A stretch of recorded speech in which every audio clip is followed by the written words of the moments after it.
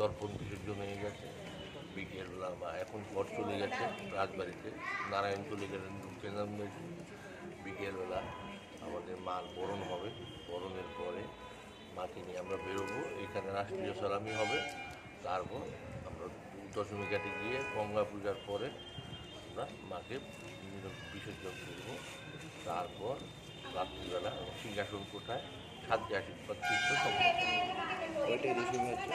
কটার সময়? দশমী আমরা 6:30টায় বেরোবো, সন্ধ্যাটা উত্তরালের পরে বেরোবো।